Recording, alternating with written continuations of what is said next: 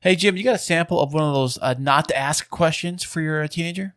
Not to ask questions. What time did you go to bed last night? What? That's what he asked the whole time. And now, Aye. I'm the captain now.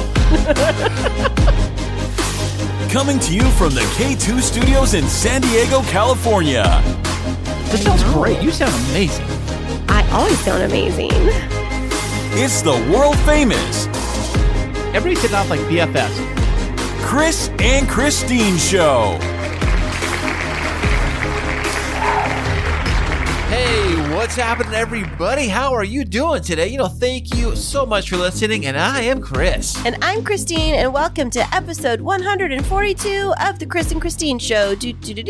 Oh, fantastic. I got my two lovely ladies here in the studio with me right now. I got Kristine, and I got little Clover Bear. Clover, the podcasting puppy. She's like the podcast mascot, really. She is, and she's bumping my microphone right now and crawling around on my lap and digging around on the couch, so who knows what kind of background noises we're going to get today. What is she looking for now? Now she's like, oh, thank you, Clover. She's like shaking her collar. Now she's looking at these. She's looking at the Padres poster. She's like, yeah, what's up, guys? What's up? I hope there's not like a bug back there or like something behind the couch she's looking for. No, she's smelling around. She smells something. She's just trying to figure out what it is. It's the smelly boys in the house. Oh, gosh. Kids, let me tell you, kids can be messy. I don't know what it is about kids. They always seem to make messes. Like, they leave like little piles of destruction like everywhere they go. Well, I mean, that is very true for the two youngest. And most recently, they're just choosing not to shower, which is gross. City. Can I tell you a little secret to everybody right now is that when I was younger. First of all, I would have never dated you in high school because you were a smelly cat. Well, yeah. I rarely took showers, showering once a week. I kid you not. That's so nasty. And I played sports too. Oh, you're so gross. I guess I was a stinky kid. I don't know. You guess? Yeah, pretty much.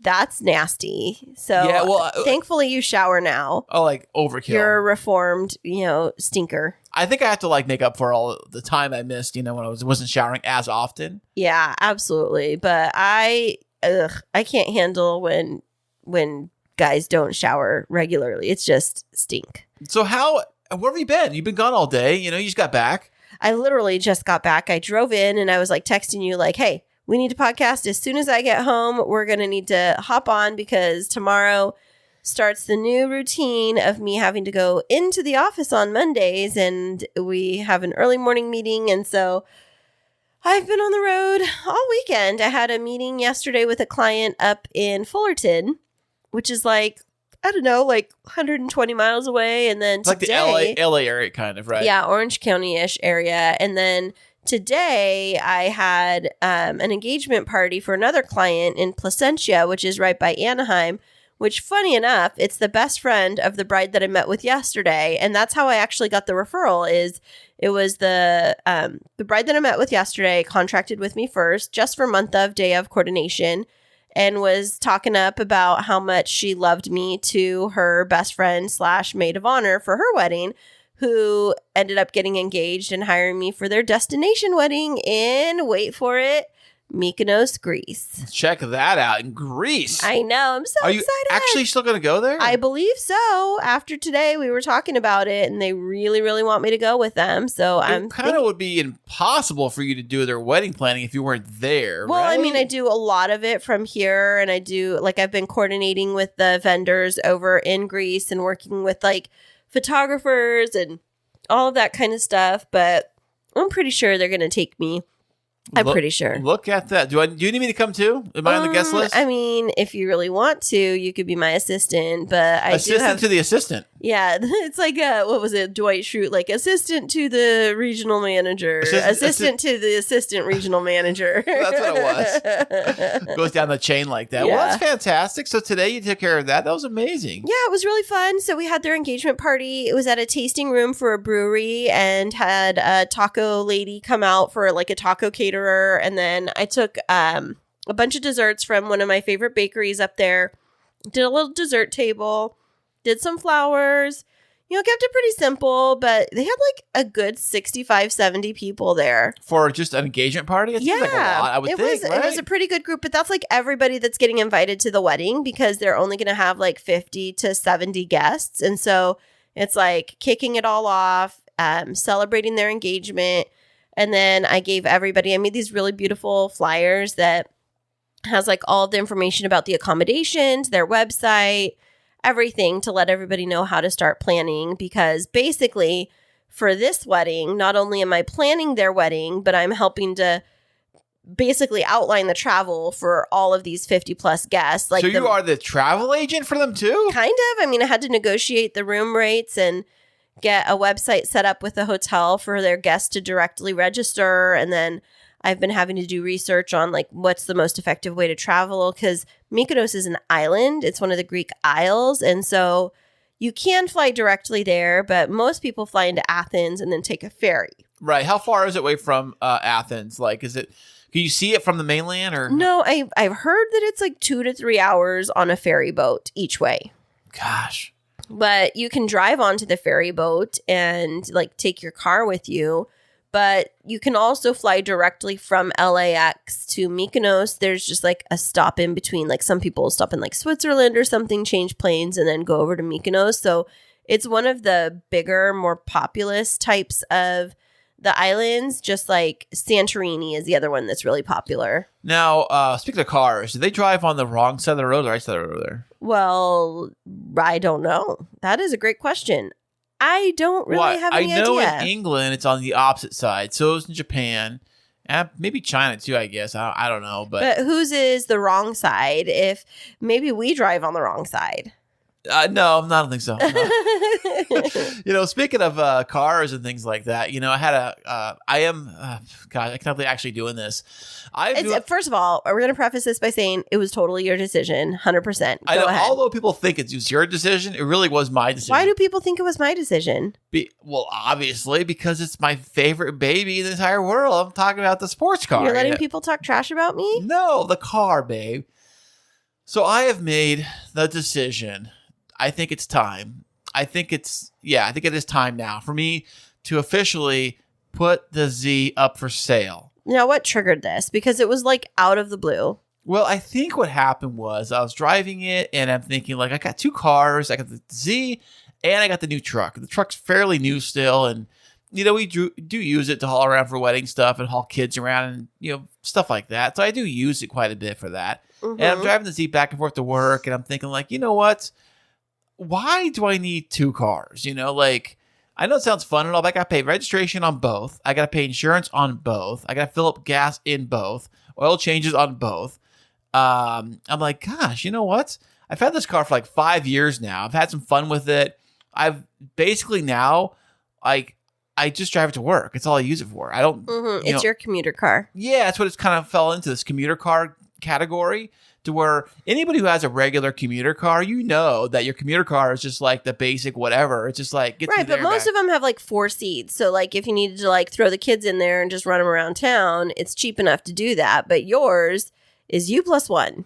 Right. So and it's like low to the ground and hard to get out of. Right. So that's the other thing too. Finding a place to change the oil in the car is kind of tricky because most places don't want to touch it because it's so low to the ground. They're like, well, we can't get under that, or we can't do our little slider thing to do the drive-through oil change places. They won't even touch it. So finding a place to change the oil is kind of tricky. And then also, it runs fine. I spent a lot of money fixing it, which is why I thought maybe keeping it, like tires, brakes, a new clutch, so on and so forth, all this money. But right now, with the way those things are selling, like on the used market, it's crazy to think that I actually might make money selling it. Well, so that's really where this whole thing started. Was you sent me a text message of the price tag for the new Z. And then all of a sudden you saw $signs. So how much is the new Z going for right now? Okay, so the new Z, which is hitting the showroom floors like right now, like as we speak, the Nissan dealers are getting a few shipments in to their dealerships. But because it is a very rare car, there's not a lot of them, it's a very hot commodity, The retail price of the car window sticker is about $50,000. What? I thought you said like 73,000. No, hear me out here. About $50,000 for the Z's, what the window sticker is, right?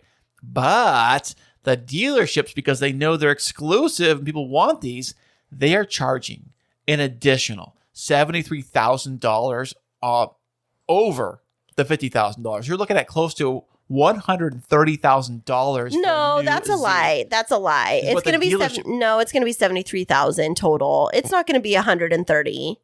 I've already seen on Instagram. I've already seen people taking screenshots and shots of the dealerships that have these on display. That's like more than a Ferrari. Showing the windows. No, Ferraris are more than that. I think showing the window stickers. It's more than a Corvette.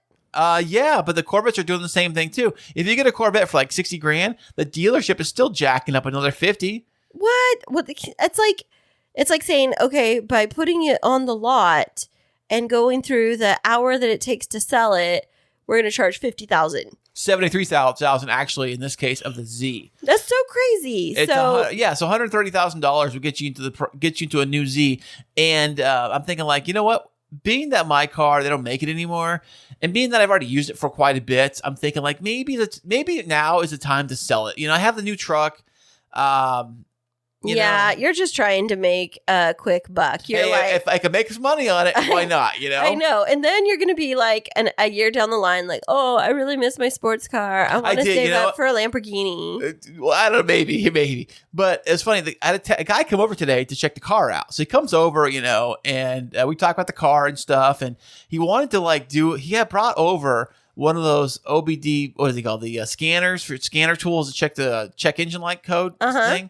So he brings it over. Can I run this in the car? I said, yeah, I guess. I just had the spark plugs changed and I just work done to it. Should be fine. Mm-hmm. So he checked it out. No codes, of course. That's good. Mm-hmm. And then he's looking over the thing and all this stuff. And so I let him take it for a test drive. But I drove it out of the driveway. I drove it down to the street. I drove it away from the neighborhood and got out and let him get in. So I didn't want to have him try to back it out and hit my truck or something. Right.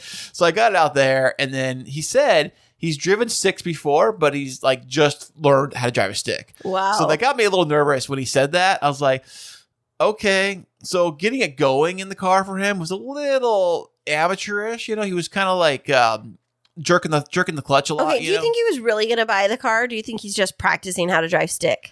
No, I think he was serious about it because he did say he looked at a few other Z's for sale. He said mine was one of the nicer ones he's ever looked at for this price. Okay. And then he said he really liked it and it's very clean. He kept it really good shape of it. I said, yeah, for the most part I did, but lately not so much. But when he had it in the garage at the other house, I kept it really clean. I should wax the thing all the time. So I know, but he was a little rough on it getting it going because it's a new car. He's not used to driving it and stuff. And it's kind of weird sitting in the passenger seat and have somebody else drive your car. Yeah. I told him I love this car. I really don't want to sell it, but I kind of should sell it because it's kind of I'm one of those positions where it's probably best to sell. It's like a wise decision, which I'm not very good at, making smart decisions like this, like smart financial decisions. Mm-hmm. So I'm kind of going with my intuition, so to speak, on the sale. All right. Well, we're putting this down into audio history, audio file that I'm going to come back to this. Whose idea is it to sell the Z? It was my idea, babe. Yes. It was my idea. Did I influence it at all? No, not at all. Not at all. And I even said to you, I'm not going to have anything to do with this. If you're going to put it up, you have to do the work for it. You have to list it because I don't want a couple years down the line for you to come back and be like, oh, why did I listen to you? I never should have sold it, and to resent me because this has been something that it was your dream to own a Z. Yeah, it was. It still is. I mean, I love the Z, Yeah, but I guess maybe you're in a different phase of life. I don't really know. I think so. And I was telling the guy that, he said, because people have always asked me, well, what are you going to replace it with? What kind of car are you going to get next? Like I'm thinking I'm replacing it for a new Z or Corvette or something. I'm thinking that if I were to get a new sports car today, another sports car today, which you're not. I'm saying if I did, it would have to be something like maybe a Mustang because it has a back seat for the kids. Yeah. That'd be it. And you know what's so funny is I actually had a dream last night that I bought my Camaro back because I had a dream that I was missing my Camaro. And so maybe it's nested in your like conversation around selling the Z is, I upgraded to an Explorer, which is a family vehicle, and I got rid of my sports car. And I miss that sometimes. Like I miss the fun of like putting the top down and rolling around. But I do love having all of the storage in my Explorer and it being a bit sturdier and all of that. So you're gonna figure it out. I mean, cars are cars and they come and go, and you've had great memories. Yeah. I've had the thing for 5 years because most people, I mean, 5 years is probably like the length most people keep their cars usually, right? Right. And how many miles have you put on it? Not very many, like 20,000 total. That's crazy. You way underutilize it. I did. That's why I'm using it more for work now. I'm like taking it to work every day if I can. And I just bought new tires and everything else. So I spent all this money on the thing. So I know that another thing too is when he said that he wants to have his buddy come over like maybe tomorrow and check out the car because his buddy knows more about cars than he does and how to drive a stick and all this stuff. So I said, okay, fine, whatever. I'm off tomorrow. So if you want to do that, it's great. We'll do that. And he even said the price seemed fair. Seemed like a fair, reasonable price. I'm like, okay, cool. Well, I mean, he could be telling you anything and blowing smoke up your booty. That is so true. And never come back and just be like, oh, yeah, because he doesn't want to seem like he's dumb or something like that. Who knows? Maybe he just goes around driving everybody else's cars. He said he was very interested. So whatever that means. I mean, take it for a grain of salt. So, well, I wish you all the best of luck in selling the Z. Once you get your $1 million for selling it, what are you going to do? Well, I'm paying the house off for that for sure. Well, that was the thing too. It's like I'm thinking about like if we need any cash, I'm like, we got this extra car just sitting in the driveway. I do use it for work, but it's just sitting there, and it's like money in the bank, but on wheels. It's just like sitting there. Well, it's money being thrown away because you have another vehicle sitting there, and we don't really need. Honestly, we could function on one if we really had to, one vehicle, because I only work in the office on Mondays now. So technically, if we needed to share one vehicle, we could. But, having just two cars is way more than like 90% of the world has. So many people just have one car or they take public transportation. And then to have three, plus this mega huge house that we live in now, you're like living large, dude. I know. What's going to happen though is I'm going to clean out the garage, make it all nice and pretty, park the car in there. It's like, oh, well, I guess I'll just keep it here from now on. No. It's just going to stay here. And the thing is too is like I told the guy. My Explorer is going to go in the garage. I bet you will. Your Explorer will be the garage vehicle. Is that I'm thinking like, man, like I told him, I love this car. I hate to sell it. I'm like almost on the fence of keeping it, but I'm like, well, if he gives me like, if he tries to haggle me or if somebody tries to haggle me on the price, I'm gonna say, no, I'll just keep it because I have a price set in my mind what I want to sell it for. And if I can't hit that, I'm just be like, yeah. I know you started with like way too expensive, and I'm like, you need to drop that down $1,000. We're looking at Kelley Blue Book price, and then you're listing it like $6,000 over Kelley Blue Book. Dumbest thing I've ever heard. Well, yeah, think about it. It's not a regular car. It's not like a Honda Civic or a Accord or something like that. It's Kelley Blue Book takes all of that into account. I don't think they've taken it into account. All right. Rare sports cars. All right. Rare sports cars, whatever. Trying to put it on the same plane as like a McLaren or something like that. It's almost as good. Sure. It's almost as good as S&C, I know.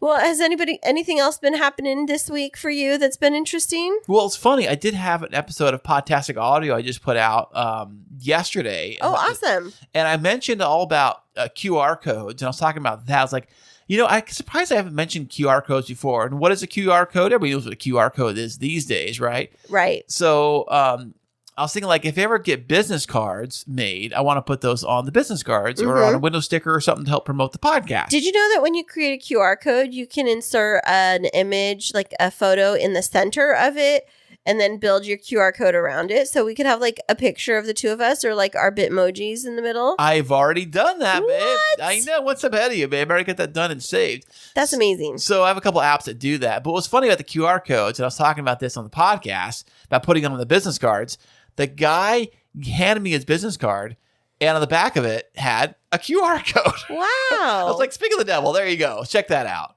Well, so you were recording Podtastic Audio, and I was working yesterday. What was happening with the kids? They're doing kid stuff, Oh, my goodness. They were playing these kids. So I don't know how they found old replays of the MTV show Jackass. I don't know if it's on TV anymore, but These I kids don't know. are trying to like replay. No, they had that movie recently that came out in the theater. Remember? was it? It was like last year. Okay, but they are trying to make their own jackass with their phone. Oh, around watch the your house. language. Yes, that's what they're doing. They're doing their own donkey. Yes, they're trying to act like in the show. I said, you guys are nuts. And when I caught them today, I can't believe I caught them today. They took the other office chair, the one that you don't sit in, the one next to Mason's room, and they tried to ride it down the stairs. Oh my word! Where were you? Downstairs, I heard thump, thump, thump. I was like, what is my that? word! You know, and I get that thing back up there. Well, we can't carry it too heavy. Kids are crazy, and it's challenging figuring out how to parent them and figure out, are you doing the right thing by them? Are you making the right rules? And sometimes I just feel like I'm completely lost when it comes to them. And then they do stuff like that. And I'm like, oh my gosh, like I'm going to lose it. Don't you ever feel like that? We all feel like that. You know what? This week we have a very fantastic VIP guest who is a specialist in children and dealing with kids. I mean, who would like dealing with kids? You know what I'm saying? They're just fun bags of joy. He's going to be back with us right after this. Are you in the middle of wedding planning and feeling overwhelmed? There's no need to fret, my friend. Kristine Smith Designs is here to rescue you. Offering wedding planning, coordination, and wedding floral design services, let us help relieve your stress and make your wedding day dreams a reality.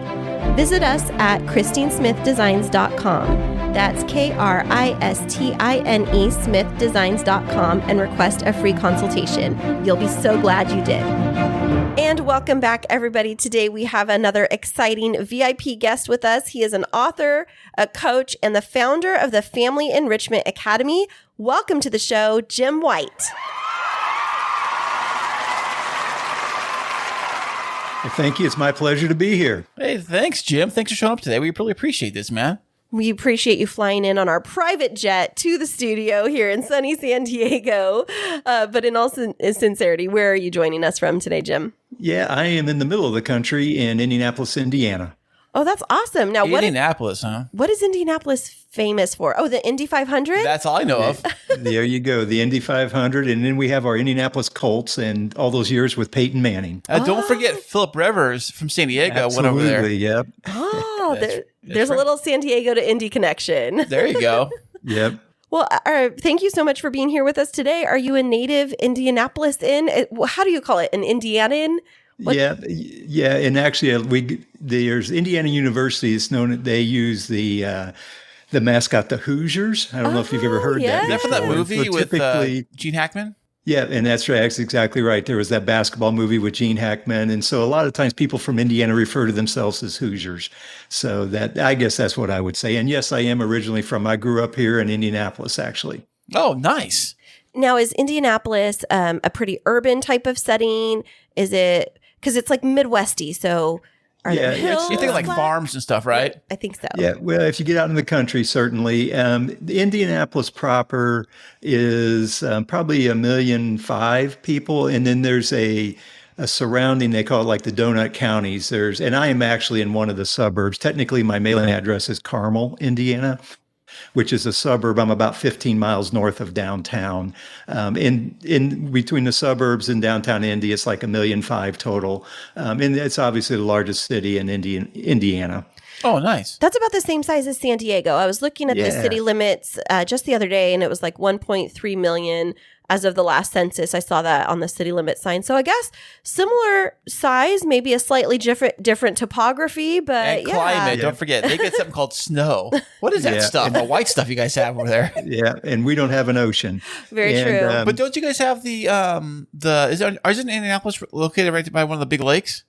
Well, we're Lake Michigan is north of us around Chicago, which that's a 3-hour drive from here. Oh, okay. So that's a little bit of a jaunt to get there. Oh, okay. Well, Jim, do you have a family that lives with you? I've heard somewhere that you are a father of, was it 6 children? Yeah, we have 6 children, and actually most of them are grown. Our youngest is now in college, and then the other 5 are actually grown and out on their own. And be quite honest, I got a little bit of a San Diego connection. I've spent a fair amount of time out there the last 4 or 5 years I have two of my daughters are military. Wow. Oh, nice. And one of them is a Navy nurse that was working there, right? It was at Balboa Park, I believe, is where the Naval Yeah, I know where that Hospital is, is. And then another one's actually a Marine, and she was stationed at the Marine base there just north of San Diego. So, like I said, I've Camp been out there a Pendleton? few times. Yeah, Camp Pendleton. Yep. Right. Very familiar with it. Every time we drive up the I-5, we drive right through the center of Camp Pendleton on either side. It's pretty interesting. I've seen some unique military operations over there where you'll see people in the hills that are training or out on the coastal side. And our boys are always interested when they see the Ospreys that are flying because they have the rotating props that can go down and up. It's pretty amazing to be able to live in a place like this. So Yeah, glad you get to visit us. Yeah. Well, and they both have moved away now, so we won't be back out there for a while. But the last, like, say, 4 or 5 years, we made several trips. That's wonderful. Nice. Well, thanks for coming out and supporting the California economy. We appreciate you. There you go. Well, with all of that expertise, with having 6 children, we have heard that you are the founder of the Family Enrichment Academy. So tell us a little bit about that. Yeah, sure. And if you don't mind, I'll take a few minutes and sort of give you a little bit of the path of how I got to the Family Enrichment Academy. Absolutely. We'd love that. So I have spent the last 40 years, it's hard to believe it's been that long, really as a student of personal development, marriage, and parenting. But more importantly, I've also spent those 40 years applying the lessons learned as a husband and a father to the 6 children that you mentioned. And I like to think of it, in part of my messaging is I talk about the hero's 2 journeys. And I sort of envision myself as a classic example of that hero's 2 journeys. I don't know, is that something either one of you are familiar with? No, I'm not. No, I think Yeah. like the only journey that I'm familiar with is like, I don't know, like Iron Man or, like the Marvels. So, Oh, of course, So I yeah. only see them as one journey and Yeah. it's defeat the villain. Well, I always think of like the biblical things, like the biblical journeys, Yeah. or like Well, Beowulf. Well, I don't know what Beowulf Come is. on, but- everybody knows Beowulf. Come on now. All right. Well, Yeah. Jim, school us. Yeah, so it's actually a storytelling technique, and it's used a lot in movies and books. And the premise is the main character, they always have a task that they're trying to accomplish, or there's a goal they're trying to accomplish. And that's the first journey. And it's the outside journey, and it's known as the journey of accomplishment. And as the main character is pursuing that goal, what's happening is they're also going through a second journey, which is an internal transformation.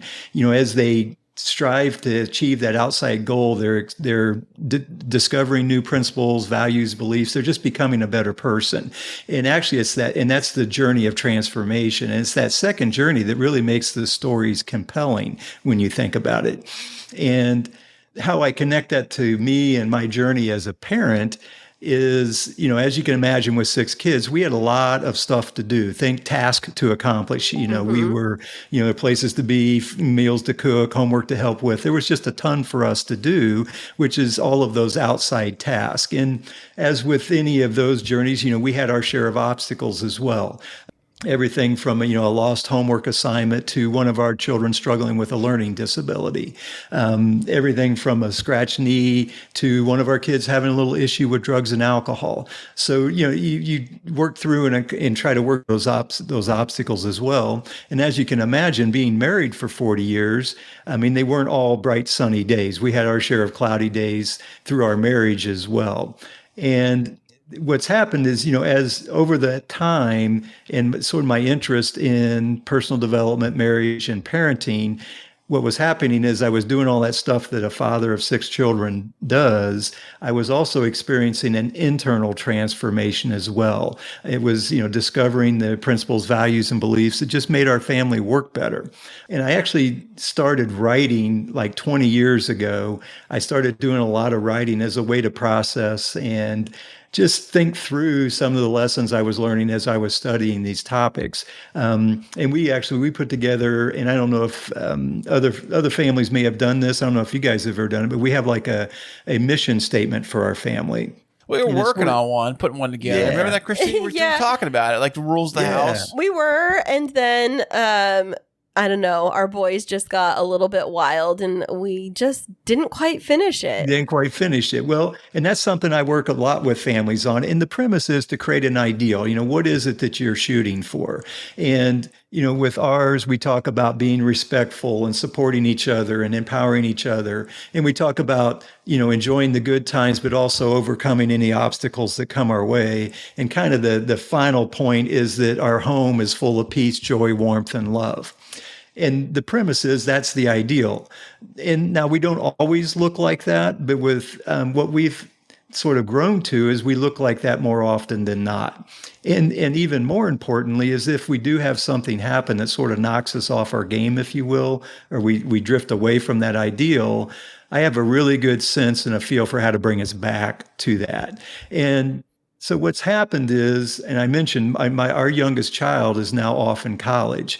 And so over the last 3 or 4 years, I've just have felt this real strong calling, if you will, to share some of the wisdom that I've gained over the last 40 years. And that's that's where I started the Family Enrichment Academy, is to be a vehicle to share some of that hard-earned wisdom. And as you mentioned, I have put together a book.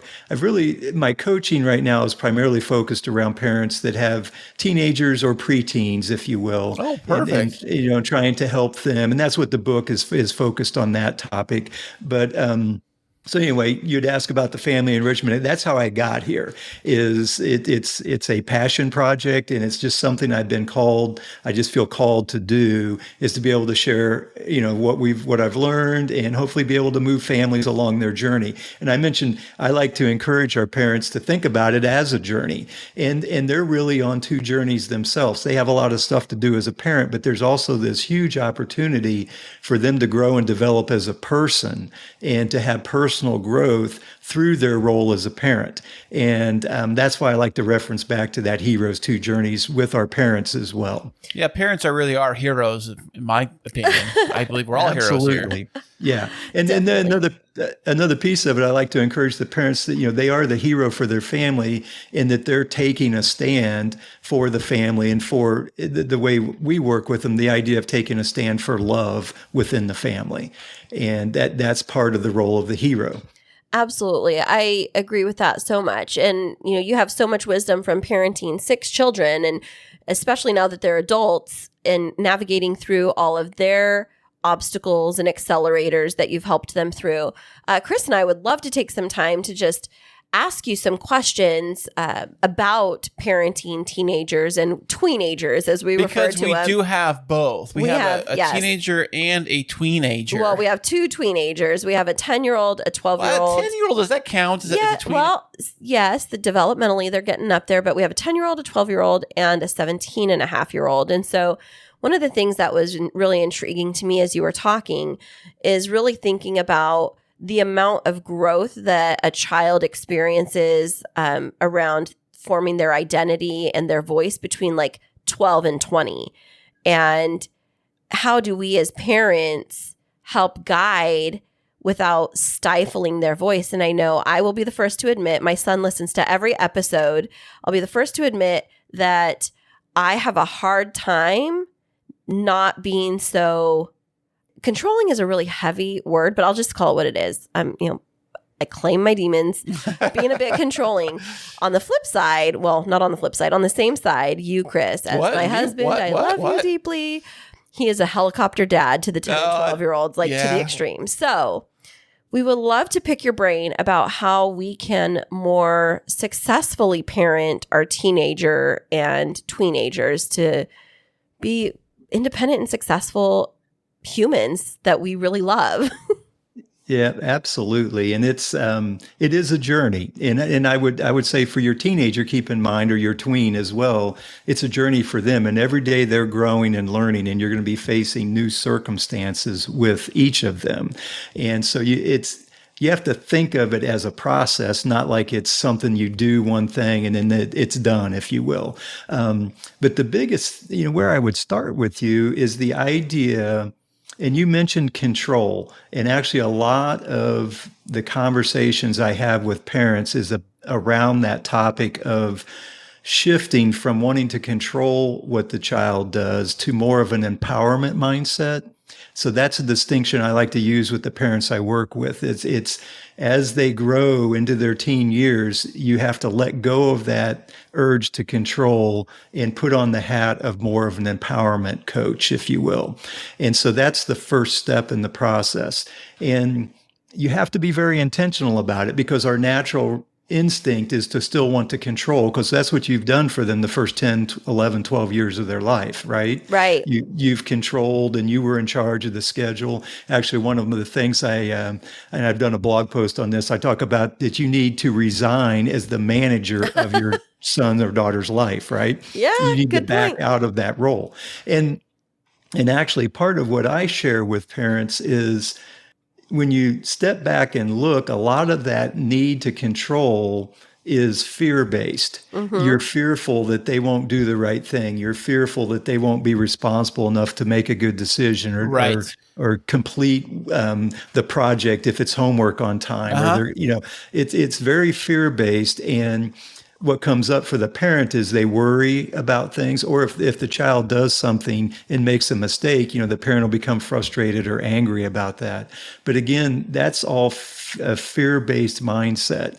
And one of the major areas I work with parents is the idea of being able to shift into more of a love-based mindset and being aware of where you are at any given moment. Because what can happen, you're in a good space, you're feeling, you're love-based at this moment, if you will. And then that teenager or the son or daughter walks in, they hand you the report card, for example, and there's some bad grades on it. In that moment, it's easy for the parent to just shift back into wanting to control and fix everything, which is more of a fearful mindset. And part of the growth for the parent is being able to recognize when that's happening, and in the moment create a pause and then try to shift and sort of detour themselves from being fearful into more of a love-based. And it's more of, how can I empower my child, or how can I have some compassion about what they're going through and connect. We use this as an opportunity to build connection and then shift to empowerment. So it all starts, though, with that idea of letting go a little bit of control, which you mentioned, and shifting. But where you go from there is to more of an empowerment mindset. And the other interesting piece of this, though, is you can't really be in a position to empower the teenager until you've built a really strong connection. And that's another thing that happens, and you may have noticed this with your kids, is as they grow into those teen years, parents start to feel like they're becoming disconnected, or there's a little gap between them and the teenager. A lot of times the teen won't talk to them as much, or they feel like they don't know what's going on in the teenager's life. And so the other piece of this is being very intentional about building and maintaining that connection with your teenager as well, because then you're in a position to influence or empower them. But you got to have that connection as a prerequisite to that. I think that is really hitting home with me, because I think of who our kids are drawn to right now. And when you said influence and connect with them, they're drawn to influencers. So people that they see are interesting or have something to add value to their life. They think it's cool. Right. Something that they think is cool. That's always been a thing forever, though. Yeah. But I think that it's challenging as a parent, just from my perspective, because the way I was raised is like, you need to be a parent, not their best friend. And so for me, I have a difficult time like drawing that line between, okay, I'm here to be your mom, not your friend. And it's like, I still want to enjoy all of those things. But now my son is 17 and a half, and he wants to exercise his voice and his independence. And I have a hard time letting go. And it really does come from fear. But the fear of failure, not him failing, but me failing by protecting him from something that might change his life in a dramatic way. And I'll give an example, not of him specifically, but working in education as an administrator for so many years, I'll see the opposite, where parents give their student or their children so much freedom. And then I end up seeing a kid make a decision, bring something to school that they shouldn't have, and it ends up in an expulsion, or they fall into drugs and alcohol. And in my mind, there's only two extremes. And I think what I am challenged with is finding that middle ground, that delicate balance. And I guess my fear in all vulnerability is that letting go of any little bit of control, it's an all or nothing. Like, I only see it in black or white with parenting. It's like, how do I figure out how to navigate that messy middle? Because ultimately it really comes down to, I want to protect my son from him falling into anything that might change the course of his life in a negative way. And so, have you dealt with that in parenting your kids without getting too deeply personal? And how did you manage that? Yeah, and we all are at risk of that, and you're absolutely right. And that's one of the issues with teenagers is the stakes are higher, right? I mean, they can get into more trouble if they're out driving a car and they have a crash. I mean, they can do not only hurt or harm themselves, but they can hurt and harm other people. Right. Or as you said, they can do something that gets them expelled from school. So here's where I would back up, and that's part of my message is the sooner you can switch to more of an empowerment mode. What I mean by that is when they're 10, 11, 12, in those preteen years, what you do is you start turning over responsibility, but it's not for everything, but you start training them, if you will, and you start to introduce the idea that if they aren't responsible, there's a consequence that they have to deal with. And again, the parent's role is not to protect the child from the consequence or to help, to solve it, but you're there to support and empower them so that they can work their way through the consequence. Let me just give you an example. So let's say you got a 12, 13-year-old child, and you've sort of, and this is, I'll just back up a little bit. I like to encourage parents to have conversations with their kids about, I'm going to turn over responsibility, for example, for your grades to you. So your child's 13 years old, you sit them down, you say, you know what, you're getting older, they're your grades. I think you can handle it. So you're going to have to start taking responsibility for your schoolwork. I'm here to support and help you, but it's not going to be up to me to check on everything. It's you sort of turn that over to them intentionally, and you have them acknowledge, and you might even say, do you feel like you're ready for this? And most teens will say, yeah, I think I'm ready, but maybe they don't. And so then you can delay a little bit. But if they say, yeah, I think I'm ready. So now you got a 13-year-old who says they're ready. They're in 7th or 8th grade. They, don't study for a test, let's say. They get a bad grade on the test. And so they come home and they're upset. They're upset with themselves, really, because they've sort of let themselves down. And so then the question is, well, what are you going to do next? And so that's the role we take on as the parent, is to empower them. And you say to them, what are you going to do next? We don't tell them what to do. We invite them to come up with a solution. And if it involves talking to the teacher, okay, when are you going to talk to the teacher? What are you going to say to them? Again, the parent doesn't call the teacher. It's up to the student in this case to work their way through that. And what happens is the teenager starts to develop resourcefulness as they go through that, and they solve that problem, right? And they also start to have some confidence in their ability to deal with things. And so you start to introduce that kind of responsibility to them along their path, if you will. And then along with that, you start to introduce some guiding values and principles. The idea of integrity, for example, you can introduce to them through some of these scenarios, or the idea of having compassion, or doing the best they can. You can start to have those kind of conversations. The point is, you're sort of building their character at the same time. So then when they get to be 17 and they're in high school, they're going to be in a better place to make a responsible decision, whether it's driving the car or, taking that drink that somebody hands them on a Saturday night at a party or not. They're just in a better place because they've been practicing being responsible. And the other piece of it is they start to recognize that if they make a bad choice, there's consequences, right? And they've been through that before. They understand that consequence is theirs, not yours as the parents. Definitely. And I think that's something that a lot of times parents will do. They'll almost protect their children from the consequences.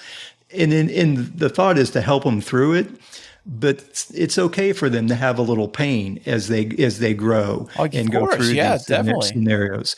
And because that makes them more self-aware of consequences, and then they make a more responsible choice down the road when they're faced with something bigger at the Right. same time. You know, you've So- been really kind of preaching to the choir here, and I think this is super timely. So when you were talking about the homework situation, because I'll give a specific scenario. We always like to bring in scenarios from our own life because I think it's super relatable. So this morning, Kris, you and I were having a discussion on the phone about, so Kris has 2 children from a previous marriage. I have 1 from a previous marriage. We've blended our family over the last couple of years. And Kris, you got a phone call this morning that was putting a lot of pressure on you from the co-parent about you need to be making sure the kids do their homework. You need to be doing it with them. And our approach has been, we ask our children, do you have homework? And they're responsible for telling us yes or no. And if they have homework, then the follow-up question is, do you need help from it or can you do it on your own? And But a lot of times they'll sometimes lie about their homework if they have homework, or they'll forget about it because they're kids. They'll shove it in their backpack. They'll forget all about it. And we ask them, like, I don't know. I don't think so. right. But last night it was, no, I don't have any homework, but there was some signatures that you needed. And then you got a call from the co-parent getting very angry that you needed to do the homework. And I think what you're saying, Jim, is super timely because what it is, it's the 12-year-old right now where the past experience or the experience in the other household is definitely, I'm going to sit with you. I'm going to watch you do it. I don't trust that you're going to do it on your own. And what that starts to build in a child is this like conceal, hide. I don't want you hovering over me. I'm going to pretend like there's nothing. And then surprise, they have a failing grade and they blame everybody except for themselves and don't take responsibility for the outcomes. And what Kris and I really want to do is build that intrinsic motivation to be successful and that desire to take pride and ownership over their work versus us being the nags over the top of them. And so I think that the things that you're saying, it really is hitting home with me because I'm thinking, goodness, that's something that we can sit down with a 12-year-old and literally say like, hey, let's talk about taking responsibility for your work. Now that you're in 7th grade, we're past 6th grade and you're starting to shift classes.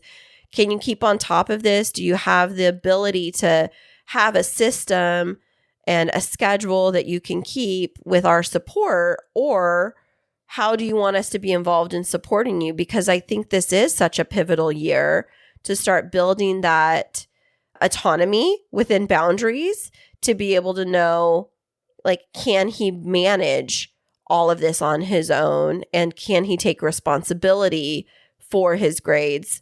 Because one of the things that's frustrating to me as a parent is when that report card comes home and it's, well, the teacher doesn't like me, or, you know, I did everything and it just wasn't good enough for them. And it's like, if we can actually build that pattern of responsibility for a child to be able to go back, reflect on their performance, know what they didn't do well and what they want to improve on, that's a life skill that transfers way beyond schoolwork that they're going to be able to carry into lots of different arenas of life. And I think that that's something we're currently faced with as of this morning. So what you're saying really hits home with what we're navigating.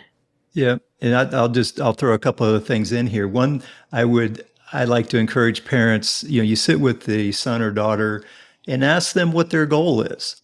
I mean, if they have, is their goal straight A's? Is they just want it, or math, math is hard and they want to be in math. I mean, have them think it through a little bit and ask them. It's not your goal. That's the big thing for the parent. As a parent, we start to want to overlay our goals for them. Start encouraging them to think about what is their goal. And then you could even ask them, what would be a stretch? I mean, if let's say math is hard and they say, I think I can get a B, and you could say, well, what would be a stretch goal? You think you might be able to get an A? And so you have them start to develop their own goals. And then the question is, okay, well, if that's the goal, what do you think you need to do in order to get there? So again, you're teaching them how to set a goal and how to make a plan and to move from point A to point B. And then here's another big one. And we had the same things where they come home and they say, well, the teacher's no good, or the teacher doesn't like me, or, I did what they said and they still gave me the bad grade. When we've had those moments, we would say to them, you know what? That's going to happen in life. You're going to have a bad teacher. And so part of what you have to do is, what can you do to work around that obstacle? And you start to have those. So it's not that the teacher's bad. It's more of, okay, how can I get around that obstacle? Or that I thought I did everything I was supposed to do. What did you miss? Or, so you, again, try to shift that responsibility back to them and to help have them come up with strategies and plans for moving around. And then actually the other thing, it's interesting, you mentioned that, a teacher that doesn't like them. We've had scenarios where they come home and say that there's a bad teacher. And I mentioned about also introducing some character traits into this, some values and beliefs. And when we had that happen, we would say to our kids, teachers don't get into teaching because they just don't know what else to do. They're Right. typically passionate about it, and they have, they want to serve and help kids. And if you have a teacher that's struggling and maybe they seem uninspired, let's have a little compassion for that person. Maybe they're going through something at home that we're not aware of, that's sort of, taken away that inspiration that they used to have, or, maybe they're having health. We don't know what's going on for that person. So think in terms of, but people are, the value or the belief that we like to share is that people are fundamentally good. And if they're struggling, then maybe we should have some compassion for them at that moment. And can you see how that shifts the mindset then of the child if they do start to think more from a compassionate standpoint, which is more love-based when you think about it. That's sort of introducing those love-based principles and values that you can introduce to the child. And it's important, and I will say this at this point, it's really important that the parent model those love-based values and beliefs as well, because really a lot of the 80% of what that kid picks up or your son or daughter picks up is through the modeling or the example that the parent is setting. So that's another piece where you can take these kind of scenarios and work in some of that character development as well. Definitely. I really appreciate that perspective. So what are some of the common things you hear from parents on the regular? Is it all about school, or is it other things too? No, there's the whole spectrum, if you will, issues with friends.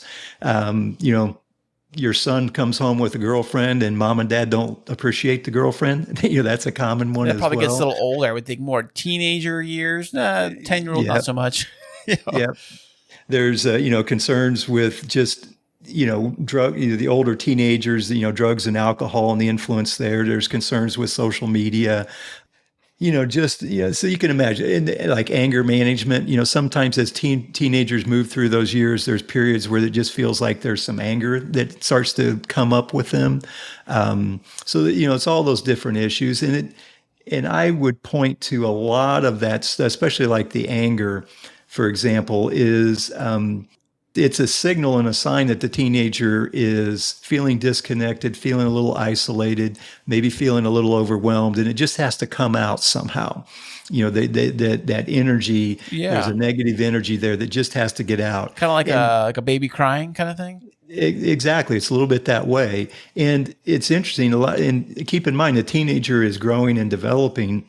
They won't always be able to verbalize what's going on. They just know that there's this energy and they're angry, but they may not be able to identify exactly what it is. And actually, part of one of the things I like to coach parents on in those scenarios is your first priority in that scenario is to build connection and provide a safe place for all that negative energy to dissipate.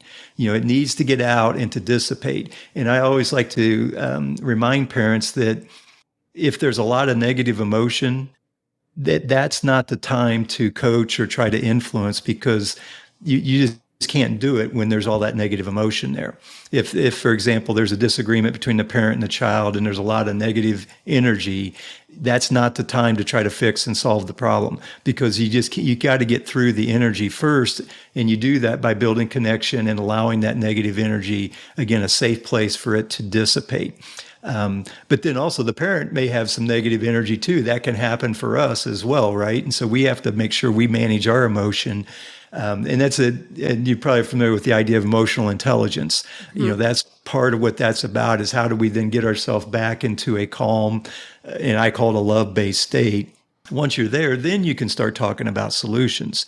But until you're there, it's up to the parent to be the guide there and say, okay, wait a minute, we just need to let this dissipate and provide that safe environment for the teenager to let that happen. Absolutely. One of the things that I have been struggling with, so our oldest, my son, he's just started his senior year yesterday. So it's like I saw the first day of school photo and I was like, oh my gosh, he is a man. Like, he is not a child. He is a man, and he's still your little baby, though. Right. Well, that's what I was going to say is, still there's this big part of me that wants to be the person that he still confides in and runs to. I mean, I so fondly remember those moments when he would seek me out if he was hurt, if he needed anything, and he would want to show me everything. Like, when they're little, the kids want to show you the rocks that they pick up. Everything is special, and they want to show you everything, and it's this magical time to be part of their world. And as kids grow up, I know that there can be a tendency for children to, confide in their friends or confide in their siblings. And I'm thankful that my son and I have a really good relationship to where he calls and wants to tell me all of the good and the bad things. And I appreciate that. But, I haven't yet established that with my bonus boys, my younger two. And so as they do when they come over here, they'll tell you stuff. Right. But, I just want to have that closer relationship with them where they confide in me. And so I guess my question for you, Jim, in your experience with being an expert in this area, as we're looking at having two more teenagers, soon to be teenagers, how do we keep our kids talking to us? Because we want them to come to us and to know that we're not, well, I'm speaking for myself. I want them to come to me and know that I'm not going to react in anger if something happened that maybe I would be disappointed in. So how can I build that relationship to get them to open up and keep talking to me through their teenage years so that they don't feel like they have nowhere to go? Yeah, and that's a great question. And first of all, I just would acknowledge you with your older son, if you've been able to keep that connection sound to where he still does reach out to you. That's a compliment for you and the way you've parented over the last 5 or 6 years. And I would share with parents that it is absolutely possible for them to maintain a connection to where their teenager still wants to share stuff with them. And I would just say the teenager, not only will they do it, they want to do it. And I will tell you, I have older kids, 35 years old, and they still want to share stuff with me. So that doesn't go away as long as you build that connection. So I say that to help give a little hope to parents out there that not only can you do it, but they want to as well. So in the whole key back to your younger ones, it's all about building connection and being very intentional about how do you build connection. And actually in my book, I share 9 different strategies for building connection. And the thing with teenagers is you have to be more, intentional is the word I like to use about it. When they're young, you're with them all the time, and that connection is just sort of naturally is there. But as they grow into their teen years, they do start to feel a little bit more independent, which means you have to do a little bit of reaching out, if you will, and create some of that connection. And so, some of the strategies, I'll just throw out a few practical examples. One of the ones I have in the book is the idea of being playful. And the question is, how can you be playful with your teen or preteen as they move through those years? And the answer is different with different kids because they have different interests and they just have different personalities. In our family, I mentioned our youngest daughter is now actually college age. She loves to sing and loves show tunes. And my wife kind of loves show tunes too. And one of the ways they're very playful is they'll get at home sometime and they'll flip on Pandora and flip on the soundtrack from Hamilton or something like that. And they just start singing together, right? They're not talking and really no words need to be exchanged. They're just being together, enjoying something that they both enjoy and being playful. When I say playful, they'll act out stuff and, they sort of make faces at each other. And so that's an example of how you can, be a little playful with your child. If it's a teenage son and they like basketball, going out and playing playing some one-on-one basketball is a way to do that. Right, I do that too sometimes when I ask the kids lately, they don't want to play lately. They want to be on their phones more than anything else. But there's some times when I play basketball with them out in the front yard here. Yeah. And so there's, that's just one example of how you can build connection. One of them, and this is interesting, I mentioned the idea of compassion, and one of the ones I throw out in my book is the idea of being compassionate. And where that's critical with your teenager, they come home with an issue. Let's say they've got an issue with a friend or whatever. And when they're young, they'll start to share that with you. As a parent, if you can just be with them, be present, which is actually one of the other ones I throw out to people, is be very present and be compassionate. And what I mean by that is just let them share that with you, kind of be there compassionately and resist the urge to fix the problem. We always want to jump into fix it mode. And that's what creates the gap and can just sort of push them away a little bit because they weren't asking for you to fix the problem. They just want you to listen to them and let them sort of say what they want to say. And as you do that with them, it actually strengthens that connection. So next time they have an issue, they're going to be more likely to come to you and share because they know that you are good at being present and being compassionate with them. So that but you have to be intentional about that as a parent. And, parents too, I mentioned being present and you mentioned the phone. It's easy for us to be distracted with work or phones or computers. And when your son or daughter is ready to talk, you got to be able to set all that stuff down and just be present and be with them. Right. And recognize it's interesting, they won't always be ready to talk, but when they are, that's where you have to be very intentional, recognize it, and stop everything and be there with them. And if you start doing that more regularly and you recognize it, they'll come to you more, and it builds connection. They feel the idea of being heard. Everybody wants to feel like they're heard and acknowledged. And if your teen comes home and they're ready to talk, and you're busy on the phone or doing something else and you don't stop and acknowledge, they don't feel like they're being heard. It creates a disconnect and they'll be less likely to come to you the next time. Definitely. Whereas if you do stop, acknowledge, listen, compassionately, forgive, that creates connection. Now, go ahead. Raising teenagers, it's so complex and simple. It's like simplex. It's like simplexity. So it's like simple and complex. And one of the things that I'm navigating, so maybe this is different for you and your wife because you were married and I assume then had children, but Kris and I came into this relationship with children, is our kids understanding that we're separate entities from just being parents. Like, we're humans and we have a life and passions and interests, and we're also a married couple.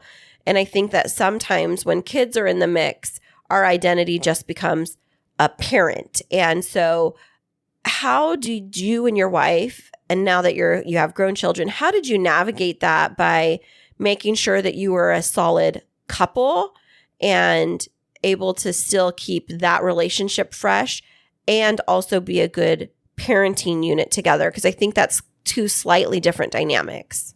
Well, and actually even with your preteens and your teens, one of my other strategies for building connection is the idea of being vulnerable. And I think it's okay to be vulnerable with your teenager and to share with them, hey, our relationship is important to us. We want to make sure it's solid. So we're going to do a date night every Friday night or whatever the strategy is. But, let them know what your goal is and you can also share with them that, we're navigating new waters with this blended family. And tell the child, sometimes I'm not going to know what's the right thing to do and I'm going to make a mistake. But my goal is to learn from that and do better the next time. You sort of, and really what you're doing with that, which is really powerful as well, is you're demonstrating to the child that you have a growth mindset and that you realize that there's always going to be opportunities to grow and learn. And again, that's just adopting that growth mindset. If your teen starts to take that on for themselves, that's going to serve them for the rest of their life, right? If they start to believe that, there's always new things to learn and I can learn them, that's what creates hope and allows them to move forward. And part of that comes from the parent modeling that to them. And so whether it's your relationship, as, new husband and wife or the blended family, I think it's okay to acknowledge that, this is where, and this is, we talk a little bit at the very beginning about a vision statement or some kind of a, this is what we're trying to accomplish, and then acknowledge that there's a gap. You aren't always there. And part of our role is to try to see how we can bridge that gap and go from where we are to where we want to be. And that entails us growing and learning and trying new things. Yeah, So, absolutely. And one of the things that you were bringing up when you were talking about being vulnerable, I think that goes back to parents and that fear mentality, or operating from a place of fear, as you were mentioning earlier, is like, in the back of my head, it's like, don't show any signs of weakness. They'll know your cracks and then they're going to exploit them. And I think, like, if I was to tell a child or tell one of our children, like, what my needs are, or, how I'm feeling, I have this fear, even though I know our kids love me, is like, how are they going to use it against me if I say, our relationship is important, like, we want to preserve it. And then I don't know how in my mind, I make up these stories like it's going to be seen as a point of weakness and you can't show that you're weak. It's like that. Isn't that they tell you when you go to a teacher's academy? They tell you don't show weakness. Don't crack. The kids. It's like when you're going to kindergarten. I think it was like Kindergarten Cop is like, don't show any signs of weakness. They'll sniff it out from you. They can, like a dog, they can sense fear. And I think that sometimes I worry about that with kids. Not that our children have ever shown that, like that they're going to use a perceived weakness or vulnerability against me. But I think there's this, I don't know, maybe a misnomer against so many parents is like, I have to have all of the answers. I have to be in charge. And maybe, is that just me, Jim? Or is that an all parents thing? Because if it's just me, like, tell me. No, it's very common. It's back to that control, and it is fear-based. I mean, we start to be fearful that, first of all, and part of it is feeling like maybe as a parent, I'm not good enough. We go through that, and we can have that swim through your life in a lot of different ways. But it is fear-based when you start to have those thoughts. And part of the message to everybody is, I'll just throw this out. Whenever you come from a fearful mindset, it's always going to be destructive and damage relationships or connection. And that is actually the source of all of your pain and suffering in your life. And if you can shift to a love-based mindset, love always heals and builds connection, and it heals those relationships. And that's the source of joy and purpose. And I like to share with everyone that, we have these two competing mindsets that reside within us at all times. And one moment we can be fearful, the next moment we can be love-based, or vice versa. And part of our growth as a person is learning to be intentional and choosing how we want to operate. And I always encourage people, the solution is to be more love-based. And so if you're 50-50, let's say half the time you engage from a fearful mindset and half from a love-based mindset, the question is, okay, tomorrow, can I be 60-40? Can I be more love-centered or love-based? And the more we can shift down that continuum, the relationships get better, the connections get better, and we experience more peace, joy, and happiness within our life. And that's part of the lesson we can share with our teenagers and teach them, because then fundamentally, if you ask any parent, what do you really want for your child when they grow into their adulthood? They want them to have joy and happiness in their life. That's what it all boils down to. Absolutely. And so part of it is, how can we teach them that and help them build a character, that allows them to have that as they grow into their adult years. Absolutely. Did you outline some of this in your book? Because I do see that you published a book that I think would be really helpful for our listeners. Can you tell us a little bit about that and where our listeners can find it? Yeah, it's the book is How to Be the Parent Your Teenager Needs You to Be is the title of it, and it's available on Amazon. And really, it's the three fundamentals that I talk about in the book, and it really is the core of when I coach with people. The first one was what we were just talking about, is the idea of how does the parent first manage themselves and have some personal growth about being intentional as a parent and being intentional about being more love-based. And it's about managing that mindset. The second fundamental, which builds on that, is how do you build connection with your teenager or your preteen? And that's where I mentioned I have those 9 different strategies for building connection. And then the third fundamental is once you have that connection, goes back to empowerment. How do I empower my teen? Take on that role as opposed to trying to control what's going on. And so those are really the 3 fundamentals that I talk about within the book. And that's 90% of what I work with parents is around those 3 core fundamentals. And when you say work with parents, can you tell us a little bit more about that? Are you actually like having parents come and work with you in person, or what do those services look like? Yeah, it's a coaching, like any coaching program. And to be quite honest, a lot of times they're not always local. So we'll do it virtually through Zoom or whatever. And so, and I'll have like a 6 session package or a 12 session package that people can engage with. And we just work through whatever it is that's going on within their family. We kind of work through, and actually it's a lot of it, again, is based around those core fundamentals and help them to get from where they are to where they want to be. And again, with the end goal of bringing some more peace, joy, warmth, and love to their home and that relationship with the teenager. So that's a coaching role that I engage with folks with. Hey, Jim, do you see a lot of parents come to you and one of their biggest issues would be the social media? I think social media, back in my day, I think it was like drugs or alcohol or kind of things we're really talking about a lot now. Now it seems to be more like with social media and followers and likes and unfollowed and things like that. What do you do to a parent? Or what do you tell a parent to do when they have a child that's really struggling with social media stuff? Yeah, and that is a big topic. It's where I try to, I coach people again towards more of an empowerment mindset. The premise is you can't control everything that's going to go on, especially as they grow into their teen years. And so part of what our role as a parent is to help that child develop so that they can make responsible choices. And so you're here the idea of maybe developing like a social media plan, for example. This is how we deal with social media within our family. And my suggestion and what I encourage parents to do is to co-create that plan with the teen so that it becomes a family plan and not just something the parent tries to dictate to the child.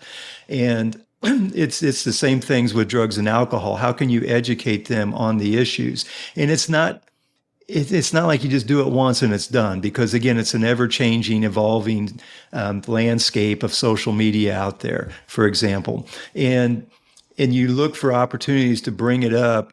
Let's say your teen comes home and they tell you that one of their best friends is kind of upset because somebody said something bad about them on social media. If you think about it, that creates an opportunity to have a discussion. And it's not like just saying, it's a chance to ask the team, well, how do you feel about that? What do you think is appropriate to say on social media? And you engage in a little conversation that has them look deeper into it with the end of the premise of what's responsible. And, again, and you sort of set that out there, within our goal of trying to learn to be responsible. So I like to encourage parents to do it. It's the premise is to empower the child to be more responsible and be a part of managing their life, and have social media be something that is a good part of their life and not something that turns into a bad, something that's destructive. Right. Just like drugs and alcohol can do the same thing, right? Yeah. It doesn't have to be destructive, but it can certainly get to that point. And, having open and honest conversations about that and helping and empowering them to take some ownership in their decisions and being responsible. Absolutely. And so building off of that, Jim, we know that you have your book and you have your coaching, but do you have a one-stop shop where our listeners can pop by and learn more about you and your services and how they might be able to tap into your expertise? Yeah, absolutely. So the Family Enrichment Academy.com is the website. And actually, I have a little resource I like to give away to folks as a little enticement to connect with me. It's 10 questions you should never ask your teenager. Think of these as like conversation killers. We talk a lot about building connection. Well, the idea is these are questions that tend to conversations. Then I also have 10 great questions. These are the ones that tend to open up and be conversation starters. Hey, Jim, you got a sample? That's available as a free resource at the website. And then obviously they can see and connect with me if they're interested in coaching or see. And I have a blog there as well where I post content on a regular basis. Hey, Jim, you got a sample of one of those not to ask questions for your teenager? Not to ask questions. What time did you go to bed last night? What? That's what he asked the whole time. Yes, that every night. And you see how the teen can feel that as like an attack on them? And the underlying context is you can't make a good choice about when to go to bed and you can't manage yourself and I'm attacking you, and that tends to shut them down. Well, does that also go with like telling them when to go to bed? Because we tell the boys like it's time for you guys to get ready for bed, and then the 12-year-old always says to us, no matter how late we tell him he needs to go to bed, what? It's barely fill in the blank. And he's like, I could stay up way later than that. And I'm like, but you have school in the morning. Then it becomes an argument. Right. And it's going to be an ongoing battle. And that's, again, where you start talking about, what is the idea of introducing concepts around health and wellness. And sleep is a big issue for teenagers. And I know parents sometimes struggle with that. And teenagers do become sleep deprived because they do stay up and their sleep cycles are different. But that's an opportunity to introduce the idea of, okay, I want you to be healthy into your, when you become an adult. So let's start talking about health and wellness. Do you move around enough? Do you need to go outside and exercise a little bit? What are you eating? How are you sleeping? And so you approach it by teaching how to be responsible from a health and wellness standpoint, not, okay, you got to be, it's not just tonight's fight, then it becomes more of a bigger conversation. And it takes time. Your child, and I'll just share with you, you may go 6 months and they just won't get it, won't respond. But then one day that trigger may flip a little bit and all of a sudden they start to be more responsible with regards to their sleep. But you have to work, and that's why I say it's a journey. I mean, you got to continue to work that way. And you have to be, what I encourage parents to do is through that 6-month period where it's a struggle, you got to try to stay love-based. You got to try to stay compassionate and forgiving and just be there with them. And because the child is growing and they are learning, and your role is to be there, be that safe place, be love-based, and empower them to take responsibility for their health in this example. Absolutely. And so on that note, Jim, we want to say thank you so much for being here with us today. Listeners, we're going to leave all of that helpful information from Jim in the show notes from today. So definitely reach out to him, check out his book, go and see what services he has that might benefit you in helping your teen to become a healthy, happy, independent, and resilient individual. Jim, thank you so much for joining us today. Absolutely. My pleasure. If you love music and podcasting, now you can have both. Introducing the brand new K2 radio station, available 24/7 on the Live 365 app for free. Specializing in rock and alternative music, we're talking bands like Coldplay, Nirvana, Muse, Imagine Dragons, and yes, even the Rolling Stones. They have all stopped by to drop off songs and even have brand new popular tracks added every single day. Also on the free K2 radio station, we are including podcasting. Get the best of both worlds. Download the free Live 365 app or listen online at live365.com and type in K2 Radio.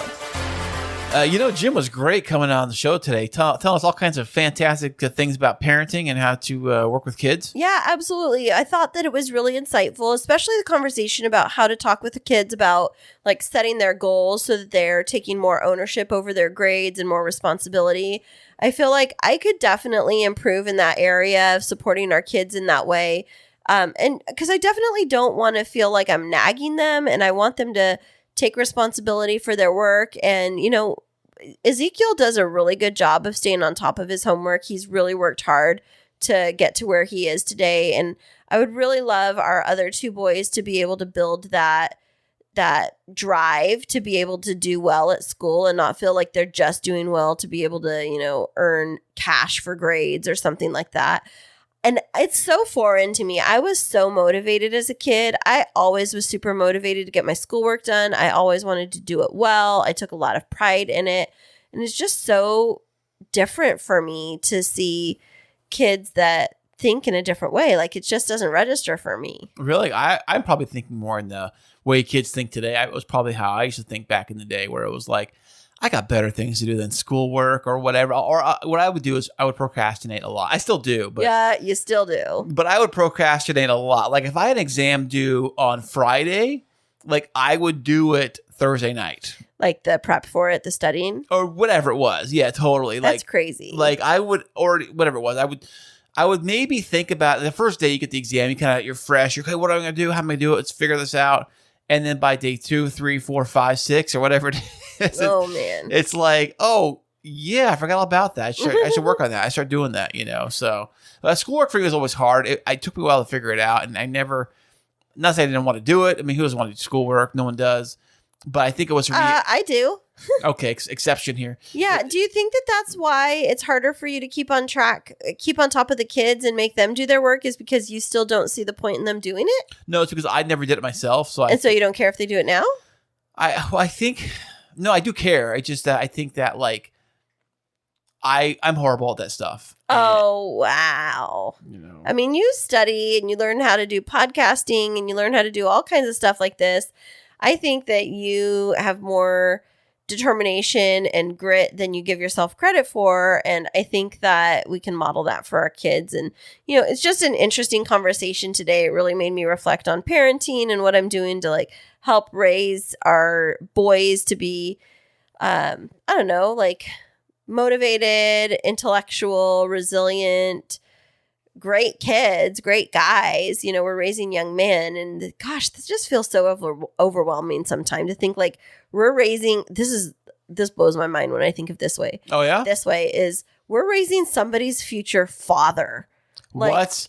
I mean, okay. Think about that. Oh, grandfather. No, but think about that. Like, we're raising somebody's future dad. Not necessarily. I mean, if they want to have kids, yes. Just because you want to have kids, so you can have kids. Well, okay, don't get philosophical, but I'm saying, like, the point here is that we're raising future leaders and heads of households and, heads of corporations, whatever they are. And goodness, that's a lot of pressure on us as parents. It can feel overwhelming sometimes, don't you think? Yeah, you blew my mind. Really, think about, because I never thought about that. I just think about, like, can they, like, take a shower and brush their teeth in the same? But no, evening? we're raising somebody's future father. Can they remember to flush the toilet? Like, let's work on the easy stuff first. Or we're raising future husbands, and that's so crazy. Or future president. Can they remember to plug in their phone at night? Can they remember to bring their computer to school? That's so funny. Can they remember to pack their lunch? That's stuff I focus on. Like, if they can do that, I figure they can be the president of the United States if they can handle that one task. Awesome. Well, this has been a really interesting episode. Chris, where can our listeners find out more about us and our show? Well, you always go to the website, the old master hub, I call it, at krisandkristineshow.com, and we got everything on over there. Yes, we absolutely do. We have links to Podtastic Audio, Christine Smith Designs, and we also have a link to K2 Radio. Did I say that already? Yes. K2 Radio, Podtastic Audio, and the Christine Smith Designs. It is late, everybody. You can tell that it's been a long week already, and it's only the first day. Oh, Monday. How fun is that? Huh? Sunday. Well, Sunday. We're just getting all mixed up here, but we love having you here with us every week, and we hope that you'll listen back to one of our past shows, find a little bit of fun. Don't forget, you can always go on over to Patreon, find some of our free content, and subscribe to get some of our behind-the-scenes content. You definitely don't want to miss out on it, and we'll be back with you next week.